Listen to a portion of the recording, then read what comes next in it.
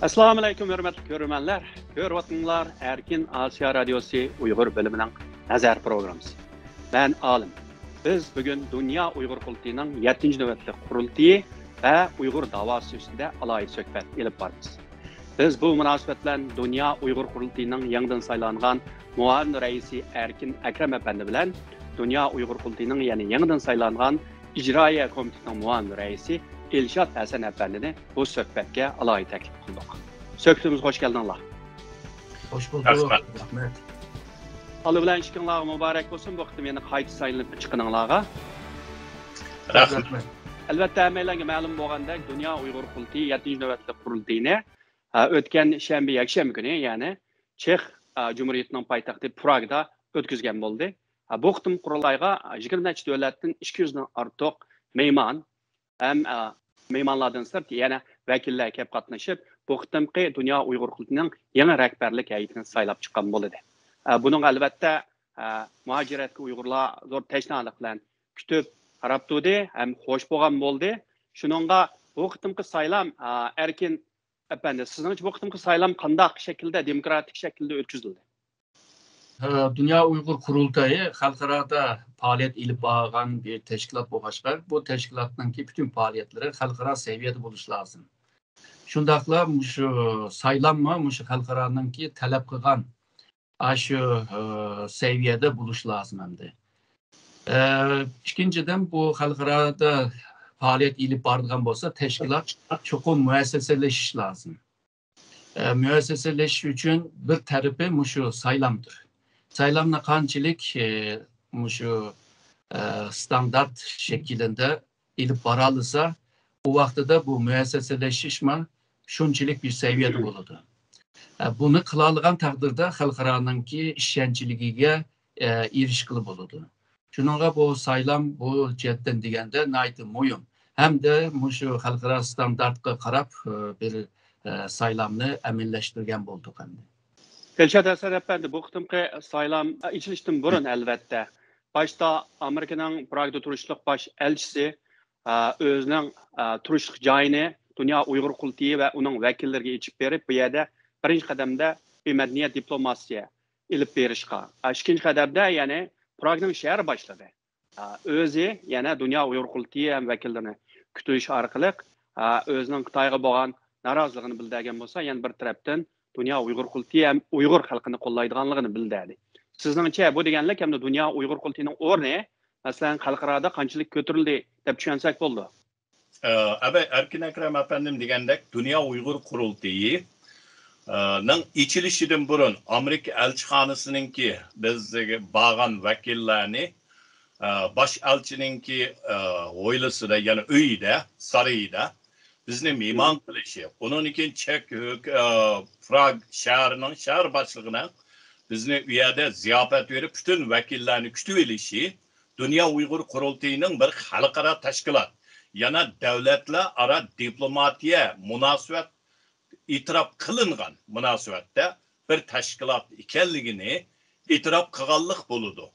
Bu yerdə bu itirafqa erişimizdeki bir mühim hamilning birisi bolsa, şu bizning ipağan demokratiya saylamimiz Şarq Türkistan mustaqil bolsa, bununla vakillik qılıvatqan Dünya Uyghur Qurultayı bir davlatni demokratiya, yana hozirgi madaniyatninki eng yuqori pallasi bo'lgan demokratiya bilan boshqarib, şu bir davlatni yurgiza oladiganligini, hokimiyatni, shuni biz dunyoga namoyon qildik. Bunun bilan xalqaro qayil bo'lganligininki bir simbol xarakterlik ko'rinishi desak bo'ladi.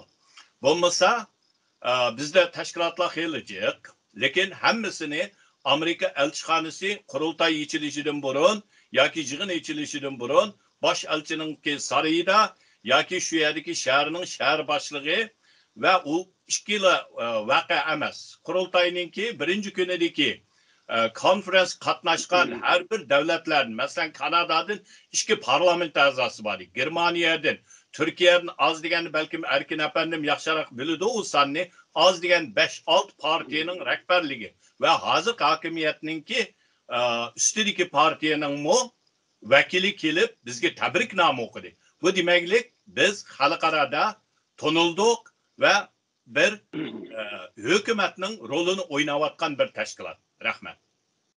Erkin Efendi elbette Elşad Efendi degende hem Dünya Uygur Kultuyunun namı hem nüfuzu halkara tonulgan boldu. Amerika başlık Arap elleri Dünya Uygur Kultuyunun hareketlerini qollawatıdı. Elçihanları işiklerini içip beriwatıdı. Bunun elbette Xitay hükümeti nahayeti narazı. Xitay hükümeti bundan hoş emas. Hem şu sebepten bu qitim Xitayning Prag turuşluq baş elçixanası Prag şehir başlığına hücum qilgan boldu. Onu azdab hatta qurultay içilishdan burun Mariyat mehmonxonasimi Dünya Uygur Kultuyunun u yerda ichilishni xohlamagan bo'ldi. Ya'ni balkim Xitoyning bismi bo'lishi mumkin. Sizningcha hamda Xitoy hukumati agar Dünya Uygur Kultuyi bunda Xitoyga ta'sirida kuch bo'lmasa, Xitoy hukumati deb bunda noroziliklarni bildirdi. Tabii bu Xitay başta bu Dünya Uygur Kurultayını sel çağılgandek oldu. Yani normalde bunda devletler Muşunda güçlerine hem de bir avuç bir taskan güç, bir avuç güç depler, aşna iyi sıkılır. Ama Dünya Uygur Kurultayı onda adli bir teşkilat emezdi. Evet, İlşad Efendim diyendek bu halkara seviyedeki bir teşkilat. Şununla halkarada nurgun devletlerle münasebet olgandek halkaranın ki nurgun müesseselerle münasebetleri boğan bir teşkilat. Hem de bu teşkilatın ki tesiri bağansırı güçlü vardı.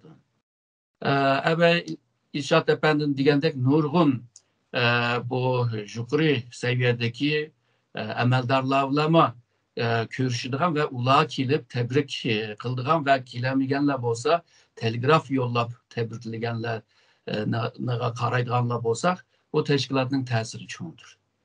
Şununla bu Xitay bunundan ensleşki başladı. Ama bunu tosaş yerde neydi? Adli, iptidai bir usluplarını işiltiyordü. Yani o devletin ki Taşqı İşler Ministerliği bisim işildi. Ebeki diyen otellerge bisim işildi iş diyendek. Ama Xitay şunu bilmeye vadıdı. Xitay'ın yükselgen bir Xitay dünyaya özününki şu kıymet qaraş çekti bir işçilikini peyda kılamadı. Hazır nurgun devletler Xitay'ın bağansırı tonuvadıdı. Çünkü Xitay'ın 5000 yıllık tarihi var, mancılık, medeniyet, ancılık, kültürü badep anda düşünetti. Yani Xitay isil bir millet, isil bir devlet de düşünetti. Yıkınkı muşu bir neticilden biri Xitay'ın ki vahşi boğanlığını, o demokrasi ve insan haklarına pakatla ekmiyet vermeydiğanlığını ve tarihteki o diktatörlük düşünceyle devletinin başkuruvatkanlığını ve bunda bir devlet eğer de dünyanın bir şey kip kalsa dünyaya kanda bir bala ekilerleydiğanlığını düşünüşü başladı. Şununla nurgun çoğun devletlerinin ki şu halkıga sağan ray sınakı karaydıgan bolsa Xitayga boğan bu ensreş ve düşmanlıkla bağansırı yükseliyordu.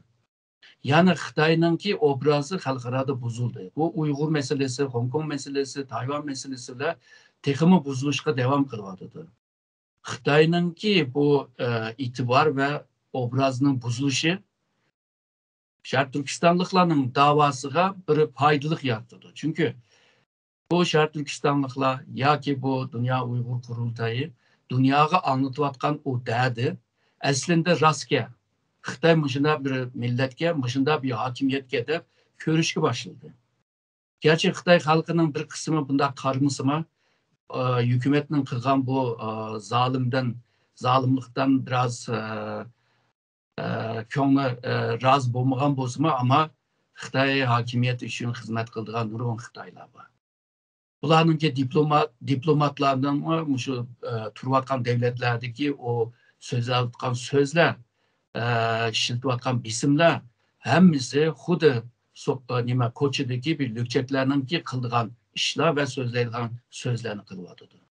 Şununla Xitay'ın ki bu eskiliği oturga paş boğan sırı bizim davamız tekima güçlündüğün ve teşkilatma Dünya Uygur Kurultayıma tekima bir güçke ilgi bulduğun bir vaziyet yaratılıyordu.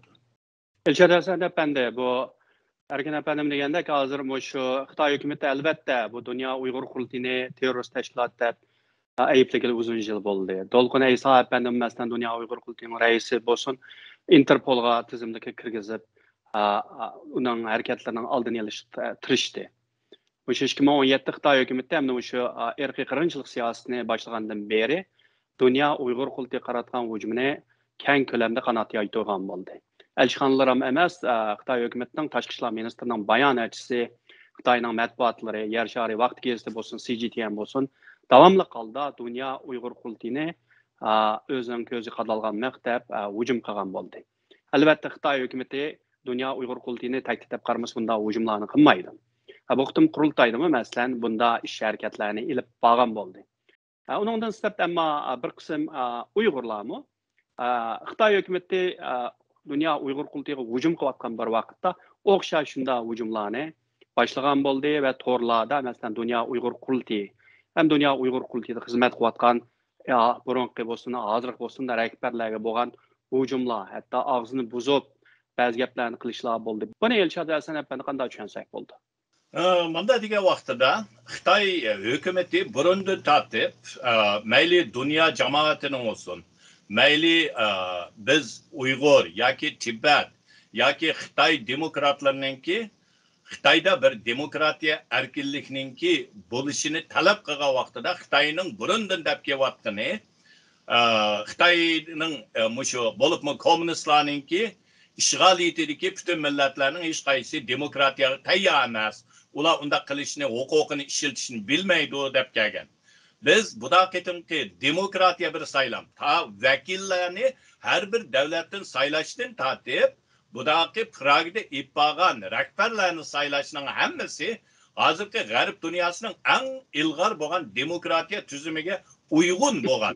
Ochiqchilik, bilet tashlash ovozsiz, mushu xil usulda ip berishimiz Xitoyni naiti rahatsizlantirdi. Xitoyni naiti dunyoda osal qildi. Chunki Tibetdan qalsa biz ikkinchi bo'lib bu demokratiya tuzumini mukammal holda ip bara oldik. Shuning uchun Xitoy sakrayotdi, butun hujumga o'tyotdi.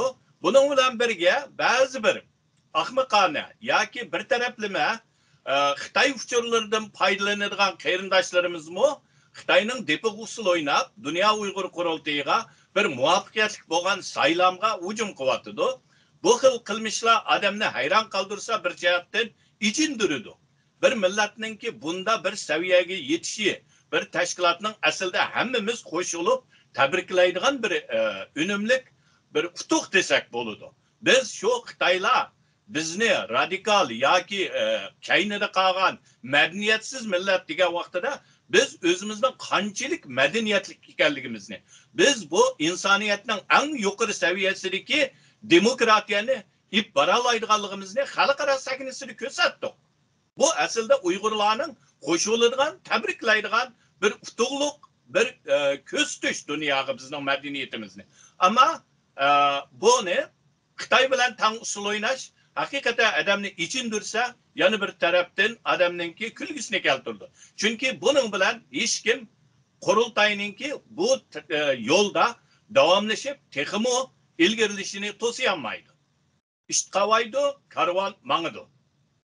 Biz bu yolga chiqdik, davamlashtiramiz, yana mushu insoniyatning eng yuqori madaniyati bo'lgan erkinlik, barobarlik, demokratiya tuzumi bunu istilalda Uygurlarga singdirimiz ve Şarkı Türkistan'daki barliq millatlarga singdirib, mushu yolda menib vatanimizni azad qilish ve erkinlikka erishishimizni kapolat ega qilish uchun ta oxirgi tinoqgacha kurash qilgan irodamizni bildirdik.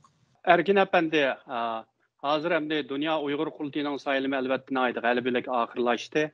Hem de bugünkü kunda bo'libmi bu koronavirus vabası bütün dunyoga taqilib ketken bunda bir davrda bu 20 necha davlatning 200 necha odamning Pragda bir yerga kelib yig'ilib demokratik saylam elib berish oson emas.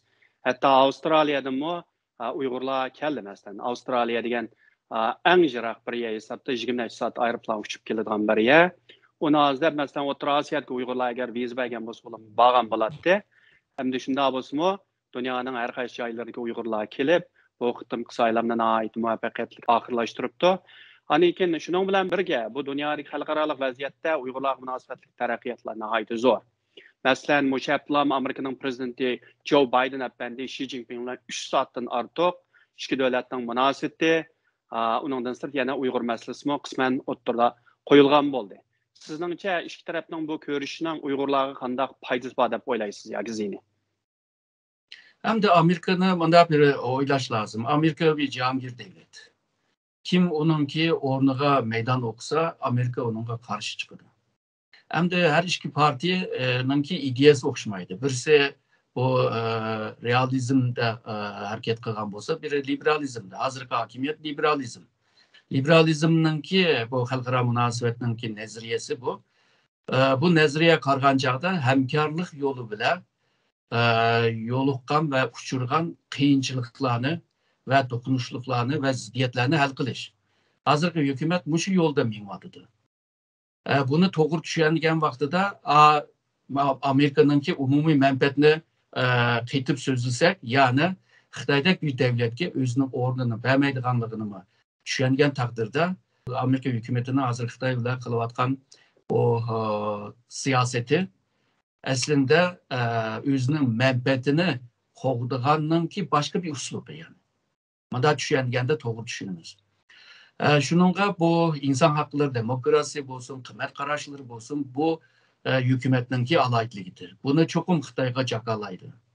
Ama şundakla yanı Xitay bile meyli muşu iktisat cetten, ticaret cetten olsun, meyli kağan muşu halkara meselelerinin ki bazıları bile misalga muşu iklim meselesi deyimiz. Bu cette yanı Xitay bile birlikte iş kılışıqa mı mecbur.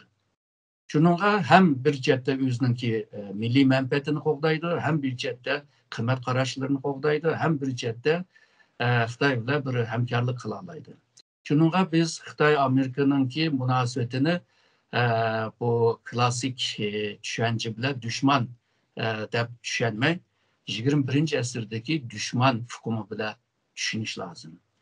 Burun düşman ak veya kök ayrımı boğan bolsa, hazırki düşmanın ki şekili külürem.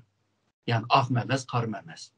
Şununla tekima yaxşı bir strateji bile, tekima ustluluk bile bir siyaset bile bunu ilip bilişqa mecburemdi. Xitay mı aslında bunu bilirdi. Ama Xitay'ın ki siyaseti hem de ben yükseldim, ben hazır dünyanın ikinci gücü, sen bana hürmet kılırsa benim diyen yapma ötüş lazım, davadıdır. Ama bu yapını naydı kattık, naydı töven seviyede diplomasi kaydılarda uzaklaşan bir xil üslubunu işiltiyordu. Şununla bence bu iki devletin arasındaki bu xil hemkarlıkla uzun devam kılamaydı deyip oylayman. Normalde bu halkara münasebette mühim bir nezriye var. Bu bolsa şu kuruluş nezriyesi. Bununki manası şu. Eğer de iki güç, iki devlet yani dokunuş bağlan çağda bunlarda ortak kimlik, ortak kültür bolsa işine asan hal kıldı. Ama ben diyen neyse eğer de okuşmaydıgan bolsa bunların ki dokunuşluk ve uruş canga birişinin ihtimali bağlıydı. Şununla bu Xitay Amerika'nın arasındaki münasebetler şu hükümetin almış işiyle bazen biraz yaxşı göründü, bazen yaman göründü. Ama umumi cette diyen çağda bu ikisinin ki münasebeti bir xil rekabet münasebeti. Xitay bu rekabet isimli nima fukumni işletmenler de Amerika'da devadıdı. Amerika'daydı bu rekabet bir münasebet. Hem de stratejik bir rekabetteydi. Strateji diyen vakti de kendisi karta kem kölemlik ve mürekkep bir nime rekabet diyen gibi. Şununla Uygurlarga kelgen çağda bu Amerika'nın ki vaxtınca buna bir siyasetlerden ensireshine hacet yok. Uzun müddetke karaydıgan bolsa en az da belki bir 15-20 yıllık bir strateji fırsat devri var Uygurlar için. Bunu hem de şu Uygur teşkilatları, Şarkı Türkistan teşkilatları kanda faydalanış meselede. Mesele şeyde. Halkara vaziyet bizge hele bir müddet şunda bir muhabık bir vaziyetini yaratıp bir vatıdı. Hem de şu vaziyetini kanda faydalanıp, vaziyetten kanda güç kazanıp ve bu vaziyetten yüzünü kanda güçlendiriş ve Xitayga karşı kanda bir siyasetini ilip biriş hem de bu Şarkı Türkistanlık teşkilatlarınınki işi hem de. Elşad Hasan Efendi bu şu Prezident Biden ve Xi Jinping bilen görüşken çağda Xi Jinping kopup Prezident Biden'ı lavpanıyor. Yani konu dostum dep kağ kaldı. Ama onun ayetçiler Aksaray'ın bayanatçısı Jen Psaki kopup Joe Biden'ı Xi Jinping'in özünün dostu, konu dost dep karmaydı degen otur koydu. Siz bunun qanday qaraysiz? Menimce bu Biden'ninki de bir xil izchillik var deyman. Çünkü saylam vaqtida agar biz o'ylasak, Biden Xi Jinpingni onunki genida bir demokratiya deydigan bir narsa yo'q, u bir lükçek degan. Hamda onu bir lükçek deb qo'ygan odam uning bilan do'st bo'lmaydi. Bu aniq. Ama Xitoy o'zining o'ziga o'zi qachatlagan bo'ldi. Uning oldida biz agar o'ylasak, Xitoyninki tashqi ishlarining qo'y deyman.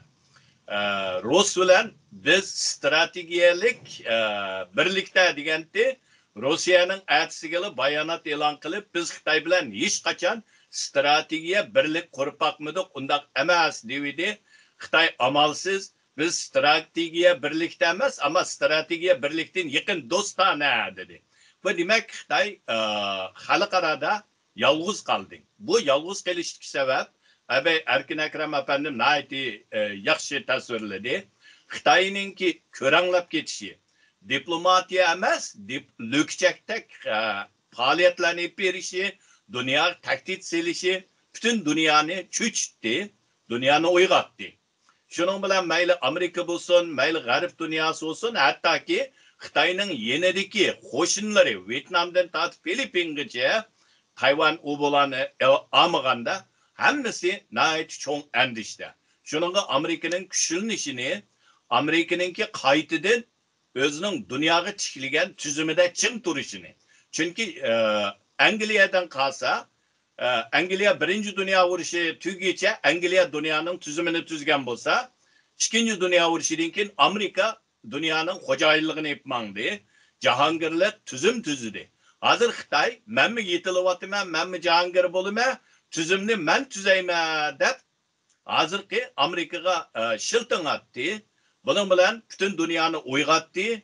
Amerika bunun bilan taqobil turish uchun chiroyli so'z bilan yana raqobat biz deyotdi. Ama amaliyotda Amerikaningki biz agar qarasak oldin qaftidagi diplomatiya ministerligininki bayon qilgan, e'lon qilgan dokladida Xitoyninki kengaytayotgan masalan atom bombaları, koralları, bunun hammasi Amerika qaratgan, Amerikaga tajovuz qilib kirish ehtimolining borligini yo'q emas dedi. Bu demaklik Amerika dushman deb qarayotdi. Ama xalqarada hozirgi taraqqiy qilgan bu medeniyet 21. asrda Erkin Ekrem efendim degan o'xshash diplomatiyada G'arb dünyası yana chiroyli so'zlar bilan ip boradi. O bo'lsa hamkorlik, uningki raqobat. Lekin Xitoy bilan bo'lgan chegara arilib bo'ldi. Bu biz uchun bir foydali. Mayli qaysi partiya bo'lsin Amerikada ikkilisi aniq biladi. Dushman kim o, kim shilting etyapti, kim bu dunyoning hozirgi tuzgan tüzümiga buzg'unchilik qilyapti. Chunki bu tüzüm bütün dünyaya menfaat ekagan tüzüm. İkinci dünya urushundan shakllangan tüzüm. Ama Xitoy buni asl üstün qilma deydi. Meni asas qilma deydi. Bunun da hammadan ziyonligini Amerika bildi, G'arb dunyosi bildi. Shuning uchun bu raqobatlik, mayli xarakter jihati dushmanlik, ama biz Uyg'urlar uchun foydali. Shuning uchun mayli kim bo'lsin, qaysi tashkilot olsun, bu fırsatdan faydalanıp nişanını Xitoyga qaratish kerak. Xitoyni söküş kerak, Xitoyning vahshiyligini, Xitoyning ki yomon niyati ekanligini dunyoga anglatish, dunyoga to'ditish. Erkin efendi hozirgi Amerika bilan Xitoyning munosabati hozir hamda taraqqiyotlanishga bo'lsa, hozir Turkiya bilan Xitoyning munosabati masalan ilgariga qaraganda ayliqindaq xili sovuqchilik kuchlandi mush yaqinda. Masalan Turkiyaning prezidenti Recep Tayyip Erdoğan BDT'de masalan Uyg'ur masalasini o'tirib qo'ygan bo'ldi. Xitoy hukumatining Uyg'urlarning huquqini hurmat qilishni xohlaymiz deb. Onun ise Türkiye hükümeti mi? Mesela 43 devletten biri bulup, yani Xitay hükümetinin Uygurlarga qaratgan cinayetlerini ayıplagan oldu. Bunun bilan bu çoğun bir özgürüş hem Türkiye'nin bu siyasetinde. Çünkü ilgili yıllarda elbette Türkiye hükümeti bu xatga qo'l qo'ygani yo'q. Prezident Erdo'g'an mı BDT'ga berib degan so'zlarda Uyg'urning gapini asosan qilmagan. Sizningcha bu nima sababdan tuyuqsiz Turkiyaning siyosatida bir o'zgarish bo'ldi? Bundan keyin Xitoy bilan bo'lgan munosabatda qanday bir davom bo'lishi mumkin? Birinchidan bu 2015'ten beri shu Xitoy bilan yaqinlashishimiz degan siyosatni o'tirib qo'ygandan beri hozirgacha Xitoydan bir foyda kelmadi. Yani Xitoydan nima kutadi deganda mablag' kutadi. Mablag' silishni kutadi, teknologiya, yani texnika ekilishni kutadi. Tabii bu başka narsani kutishninki niyatimi bordi. Misolga o'tir sharqdagi masalalarda Xitoyninki bir qo'llashini istadi. Chunki G'arb bilan Amerika bilan munosabati yirik bo'lg'achqa. Ammo bularning hech birisi bo'lmadi endi. Ikkinchidan bu xalqarodan ham Turkiyaning ichidan hukumatga cho'ng bisim bo'ldi. Shu Uyg'ur masalasidan tufayli. Bu bisimga qarshi bir javob berishga to'g'ri keladi. Yani birisi 2023'te saylam var. Bu saylamda hazırki mevcut hakimiyet bişideki bu partininki avazı, yani cemiyetin gelen o inkazdan tüpeyli avaz verilgan sanlar azıyvatıdı. Bunu emmeden körüvatıdı, bilivatıdı. Bulupma hazırki iktisatınki naçarlışı bile hükümetke boğan narazılıkla tekimi köpeyvatıdı. Şununla bu saylamda ufturidigan ahvalma bağımdı. Yani birisi belki Uygur meselesini Xitayninki talep kılgan şekilde emas, Türkiye'nin talep kılgan şekilde bu meseleni qo'lga ilish, yani bir siyaset kozur kılıp işiltish. Bunun ihtimali var. Ben yaxshi bilmayman işçide qanday planlaganlarını. Yani şu sebeplerden tüpeyli, şu Xitayga bir narazılıktan bo'lwatıdı deb bilmem. Misalga Türkiye şu 2015'ten bugünküce yani Xitay devlet reisi Xi Jinping'ni 4 qitim davet kıldı Türkiye'ye. Bu resmi bu. Ama bir qitim kelmedi. Türkiye'nin etrafındaki şu 2015'ten beri Türkiye'nin etrafındaki devletlerin hepsini aylandı. Hiç Türkiye'ye gelmedi. Demek ki Türkiye'ye boğan bir menfi bir göz qarash var Türkiye, nima Xitoyda. Yani Türkiye'ye işini bitemeydiğen bir ahval var. Çünkü Türkiye ming Xitoy bilan, Rusya bilan, bununla yakın bo'lman desima, Türkiye'ninki köpünce sahala G'arb bilan bir bütündür. Şunun misal en addiğine değil, Türkiye'ninki soda şeriklerininki %55'i şu Avrupa bilan. Xitoy bilan bo'layotgan bu ticari somu 20 milyar ama Xitoy 20'ni kazandı, Türkiye 1 veya 2 milyar kazandı. Yani Türkiye'nin ziyniga ve Xitoyga bu dolar ve euro kazandırıp bir vatıdan Türkiye.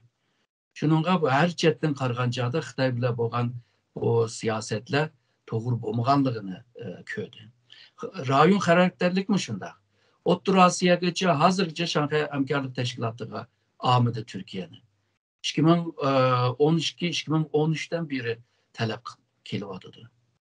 Bundan keyin bu Suriye meselesinde mi Türkiye'nin işgalci bir güç deb Xitoyninki Birleşken Devletler Teşkilatı'nınki muavin temsilcisi Gıngşuan Açtak dedi.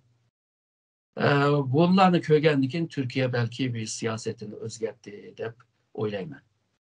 Ilgari sanab bende bu Xi Jinping bilan Amerika'nın prezidenti Biden'ın söhbetinden keyinlam, mesela tünügenliğin Amerika'nın prezidenti Biden biz yani Xitoy Beijing'de o'tkazilgan 2022 yildagi qishliq olimpikni diplomatik jihatdan boykot qilishni o'ylashyapmiz deganni o'tirib qo'yapti.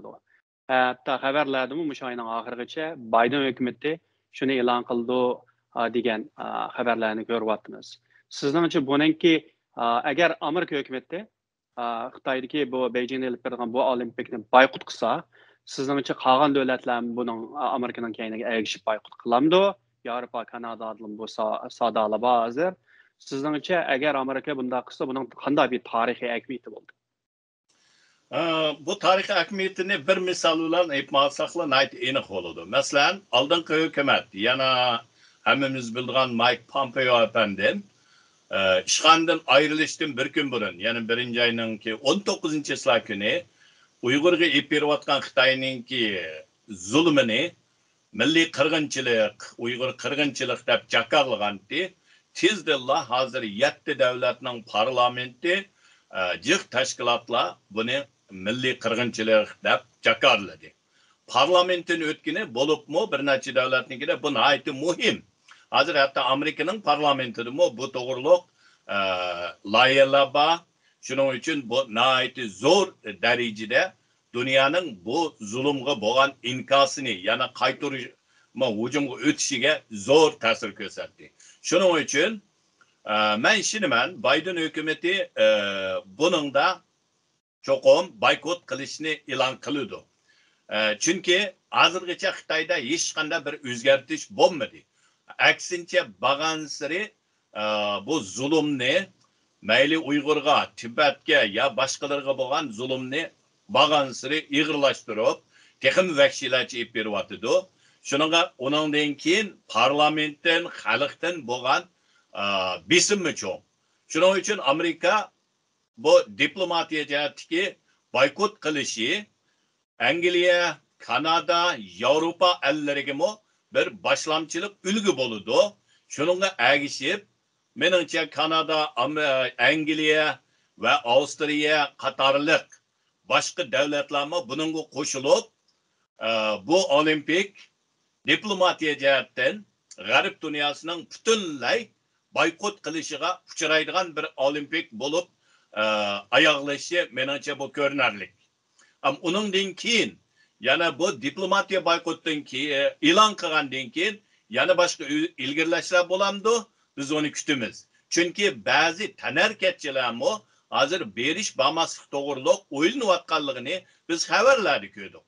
Agar bir necha davlatning mashhur tanarkatchilari biz bo'lmaymiz deb buningdan voz kechsa, menimcha buning ta'siri texmi kengayib, balkim bu xuddi Afg'onistonga Sovet tajovuz qilib kirgandan keyin Moskva olimpikni butun G'arb dunyosi boykot qilganga o'xshash, shunda bir olimpik bo'lib, Xitoyningki sharmandachiligi bilan, mag'lubiyati bilan tarixga kirish ehtimoli nihoyat cho'ng. Ammo buningga bizning cho'qim davomli besimni, yana G'arb dunyosiga anglitish bo'libmi Amerikada faoliyatlarimizni kuchaytirib parlamentida, mayli senatda bo'lsin, mayli avom palatasida bo'lsin, kuchlantirishimiz lozim. Bu bizdan kutadigan talab.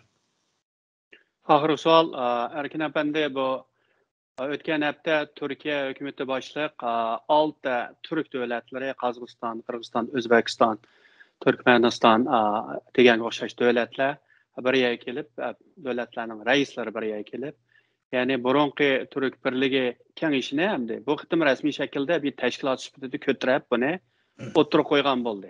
Garchi bu qitimqi yig'ilishda Uyg'urlar yoki Uyg'ur qirg'inchiligi o'tirg'a qo'yilmagan bo'lsa-mu, ammo bu rasmiy shaklda bir ishxona qurib, hozir Anqarada ish boshladi. Buni ko'rgan Xitoy hukumati buningdan noida andisha bo'lganligini isbotladi. Masalan, bularning yer shari vaqti yezdi. O'tgan haftalar oxirlar bu yig'indan keyin bir tadqiqotchi maqola e'lon qilib, ya'ni bu davlatlarning bu turk birlik bunday bir tashkilotning qurishining bu O'rta Osiyo ham Xitoyga bir muqimsizlik ham hatto tahdid elib kelganligini, uningdan sirt bu panturkizmni kengaytirganligini, hatto o maqolda Uyg'urlar bilan bu Turkiya xalqlar bilan bo'lgan bog'ni uzish uchun Uyg'urlar turkcha so'zlashmi, turk emasligini o'tirib qo'ygan bo'ldi.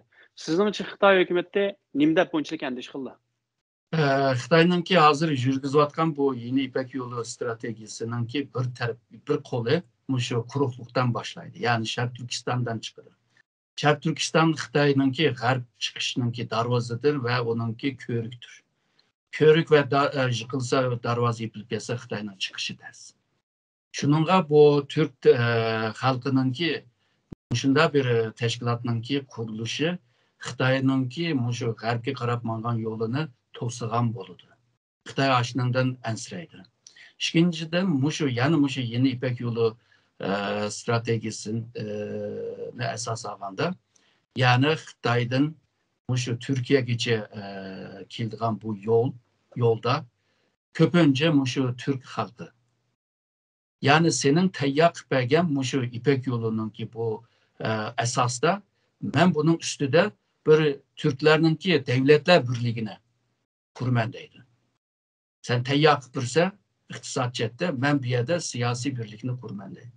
Eğer de bunu kurgan takdirde Xitoyninki Şarq Türkistan'dan çıkışı bilan birlikte başka devletlerinki kontrol astığı, yani devletler birliğininki kontrol astığı kirdi degan gap. Şununla Xitoy bu yoldaki inisiyatifni kaçırıp koydu, tatqizib koydu. O vaqtida Xitoyninki bu yeni İpek yolu strateji, quruqlik yolu çatak bo'ldi. Deniz tarafta Indo-Pasifik stratejisi Amerika ve şerik devletler bilan ilip yürüyordu. Şununla Xitoyninki bu İpek yolu to'silib qolgan takdirde Xitoy Cihangir devlet buluşu pek qiyin bo'ldi. Çünkü Cihangir devlet buluşununki en asas bir stratejisi bu. Bununla birlikte Xitoy iqtisod ve ticari jihatdagi qoidalarni men tayyorlayman deb o'ylagan. Eğer de bu strateji amallaşmay qolsa, vaqtida bu qoidalarni o'zi o'rlashtirolmaydi, bu tüzümge hakim bo'lamaydi. Tüzümge hakim bo'lamasa, Amerika bilan tang bo'lamaydi. Şununla Xi Jinping'ninki 2017'de 2035'te Amerika bilan tang bo'lamiz, 2049'da Cihangir devlet bo'lamiz degan o çüş, yani Xitoy çüşü hakikaten başka bir xil çüş o'qilishning ihtimoli bor. Şununla Türkiye'ni Şanghay Hamkorlik Teşkilatı'na almasının sebebi şu. Çünkü bu rayonda bir Rus var, bir Xitoy var, bir Türkiye kirib qolsa, bu yerda 3 baş yok edi. 3 baş bilan birlikte Keşmir meselesi, İran meselesi, O'rta Asya devletler arasındaki meseleler, nurg'un mesele bilan Xitoyning beshi tekimi ağrıydı. Şununla Türkiye'nin bu yerga kirishini xohlamaydi. Bu sebepten bu Türkiye'ni shunda chapga qiqib turyotidi. Ve yıllar evvel hamda shu hozirgi hokimiyat, yani 2014'lerde deyman. O vaqtida shu Avrupa Birliği'ne kirimiz deyotgan vaqtlar Türkiye'nin. Türkiye'ninki Avrupa Birliği'ne kirishi Xitoy bilan bir bakchiq aloqasi yo'q. Ama Xitoyning tashqi ishlar ministrligining so'zchisi shuni ig'izga ayttirib, Türkiye'nin shu Avrupa Birliği'ne kirishini xohlaymiz deydi ve qo'llaymiz deydi. Yani bu gap sen Avrupa tarafli ketma, bu O'rta Asya tarafga kelma degan gap. Ama hozir qaytyotidi Türkiye. Ondaqda Xitoy bundan cho'chiyotidi ve ansirayotidi. Bu yalnızlar rayon jeopolitik mesele emas. Bu Şarq Türkistan meselesiga ta'sir yetkazdi. Bu Moğoliston meselesiga yetkazdi. Şununla Xitoyninki chegara rayonları deyli, chet rayonlarga cho'ng bir ta'sir yaratdi. Xitoyning digini to'g'ri bu yerda muqimsizlik yaratdi deydi. Aslında şu Xitoyning muqimsizligini yaratdi. O ansirashininki to'g'ri tarafı var. Ama mesele miyada bu 6 devletninki teşkil qilgan bu devletler birliği hakikaten bir kuchga aylanamamdı. Mesele şeyde.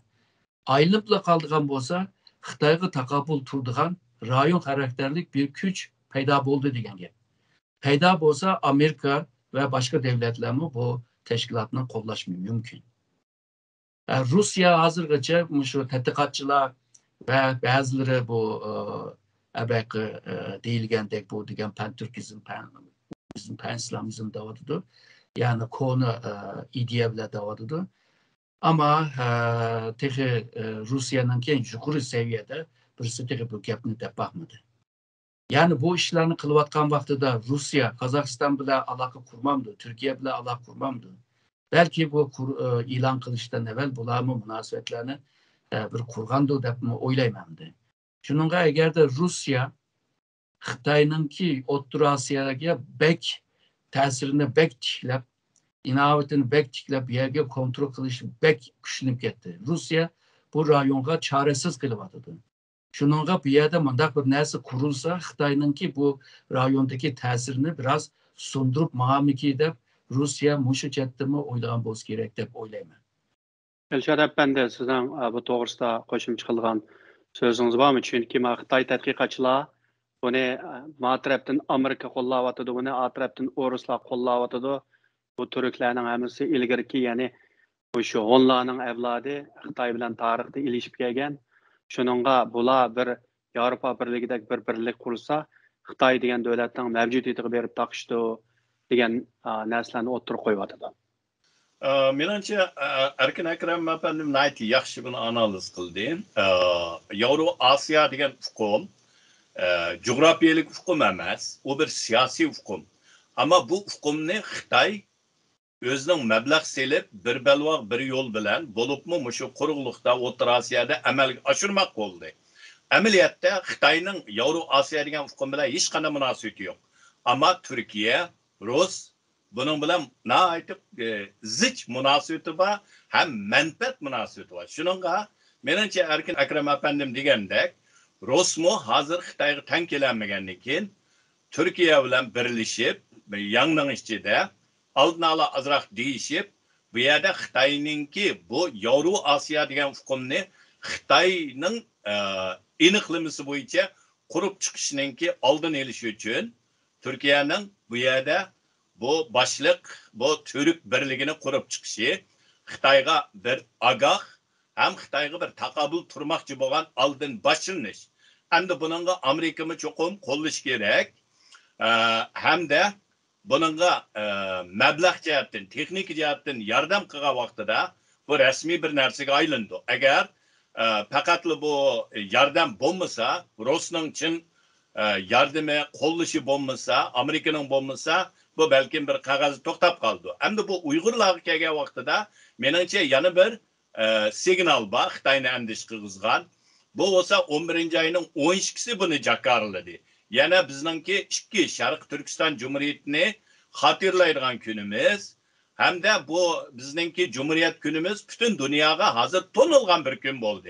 Mesela onu Belgiyada şu günü keçti. Belgiyanınki bir meydanda çırak yandırıp Uygur'a erkinlik deyişi. Yana hazırki zaman liberalizmninki menbesi boğan Parij'da. Bizning bayrog'imizning chiqarilishi, o kunni xotirlashi, Amerikaningki inqilobining mustaqilligining boshlamchi bo'lgan shahar Boston shahrida bayroqning chiqarilishi, bu demaklik bizning Cumhuriyet günümüz bütün dunyoga to'nilyapti. Ham bunda bir kunda bu Türk birligining qurilishi, garchi uning ichida Uyg'ur bo'lmagan bo'lsa-mu, Uyg'ur masalasi bo'lmagan bo'lsa-mu, lekin bunda bir balkim tasodifiy bo'lishi mumkin. Ama lekin bu günde tasadifi kelişi Xitoyni yana bir andish qilg'izadigan Uyg'ur masalasining bu türlük birligida bog'lig'ininki bir simul xarakterlik bir tarjima qilishga yoki analiz qilishga bo'ladigan bir nuqta deb qarayman. Shuning uchun Xitoy buningdan alohida cho'chiyotdi, buningki oldini to'sashga urinyapti. Shuningga buningda pan-turkiyizm bu deb kona safsatasini yana ko'tarib chiqyapti. Amaliyotda bu ne vaqt tarixininki aqlasanga kirib bo'lgan bir hukmlar. Davuz Erkin Efendi, Elshad Efendi bugun vaqt chiqarib bu suhbat qatnashmaganinglarga alohida. Sizga rahmat. Hurmatli ko'rilmanlar, bugun programmamiz bu yerda oxirlashdi. Kelasi hafta ko'rishguncha xushvaqt bo'ling.